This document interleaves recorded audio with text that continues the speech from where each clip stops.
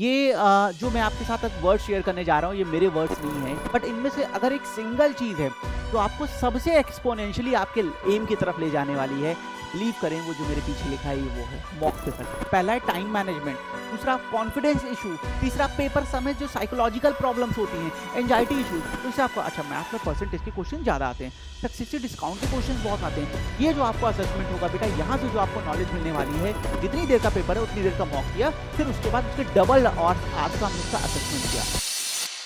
Hello दोस्तों, क्या हाल चाल है? एक बहुत बड़े इशू पे के साथ आपके सामने आया हूँ, mock paper.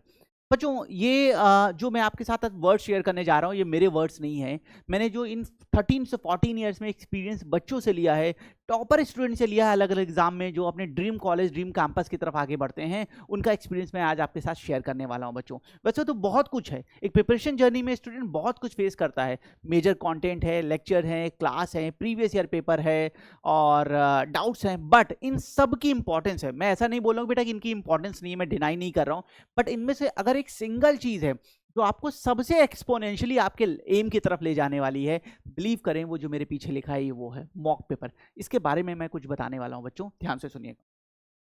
Basically mock paper होता क्या है? आपने जो पेपर देने जा रहे हैं वैसा ही डिफिकल्टी का, वैसे ही टाइम मैनेजमेंट का, वैसे ही पेपर वेटेज का, सब्जेक्ट वेटेज का एक पेपर जो हम करते हैं वो मॉक पेपर कहलाता है। मान लीजिए हम जेई की प्रिपरेशन कर रहे हैं, हम नीट की कर रहे हैं, ये हर एक एग्जाम के, हम क्लाट की कर रहे हैं, हम डिजाइन की कर रहे हैं, ये सबके लिए इंप्लीमेंट होने वाला है।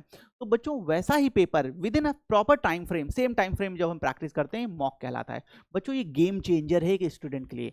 सबसे पहले आपको करना क्या है, जब आपने अपना सिलेबस एक बार कवर कर लिया, अब आपका रिवीजन चलता रहेगा, ये सारी चीजें चलती रहेंगी। एक बार आपने पूरा कंटेंट पढ़ लिया है, तब आपको मॉक पेपर स्टार्ट करने हैं।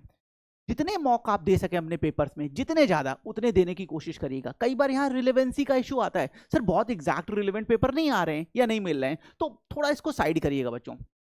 आपको यहाँ पे कई सारी चीजों को एड्रेस करना है। पहला है टाइम मैनेजमेंट, दूसरा कॉन्फिडेंस इशू, तीसरा पेपर समेत जो साइकोलॉजिकल प्रॉब्लम्स होती हैं, एंजाइटी इश्यूज। तो कभी कभी अगर डिफिकल्टी प्रॉपर ना मिले, रिलेवेंसी ना मिले, तो भी करिएगा, क्योंकि कुछ और फैक्टर्स वहां एड्रेस हो रहे होंगे। तो आपको जितने मॉक हो सके, आपको ज्यादा से ज्यादा मॉक पेपर अपने करने हैं। और इसका सबसे बेटर असेसमेंट है बेटा कि जब आप मॉक करें टाइम के साथ करें। ऐसा शुरुआत में तो आप थोड़ा दो कर सकते हैं, बट आप टाइमिंग के साथ मॉक करेंगे तो बेटर होगा। आपको करना क्या है, 2 आवर्स या 3 आवर्स जितना आपका पेपर है, उस टाइम के साथ मॉक को प्रैक्टिस करिए, क्वेश्चंस लगाइए जितने हो सकते हैं।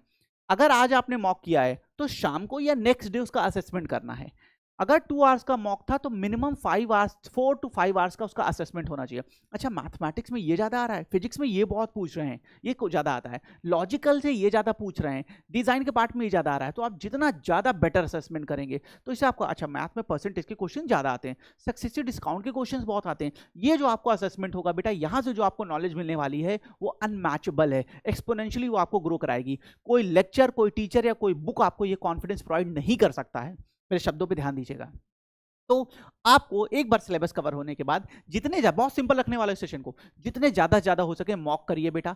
उसके बाद उसका असेसमेंट करना है सेम डे या अगले दिन, जैसा आपके पास टाइम मैनेजमेंट है, आपको उसका असेसमेंट करना है। असेसमेंट आपको एक नए लेवल का कॉन्फिडेंस और एक्सपोनेंशियली ग्रो देने वाला है। Okay, third point, sir time के साथ करना है नहीं करना है? टाइम के साथ ही करना है, क्योंकि बिना टाइम, जैसे 10 घंटे में मॉक करें उसका कोई बेनिफिट नहीं। जो प्रेशर वाला पॉइंट है, मैं बोल रहा हूं ना, सब्जेक्ट नॉलेज तो गेन करनी, जो psychological pressure, time management, confidence issue हमें एड्रेस करना है, वो टाइम के साथ ही हो पाएगा। तो 2 आवर्स, जितनी देर का पेपर है उतनी देर का मॉक किया, फिर उसके बाद उसके डबल आवर्स का हमने उसका असेसमेंट किया। अगर और आपको मिनिमम साइड पे बेटा कम से कम 20, आप किसी भी एग्जाम की प्रिपरेशन करो, 20 से 30 मॉक तो करने ही करने चाहिए। तभी जो पेपर में हम ह्यूमन एरर करते हैं ना, 2 into 2 5 लिख देते हैं, बहुत बार होता है ये ह्यूमन एरर से। ऑप्शन बी था, निकाला भी लेकिन सी टिक कर दिया, इनसे आप बच सकेंगे। तो आपको टाइम मैनेजमेंट के साथ मॉक करना है 25 मिनिमम साइड पे बेटा।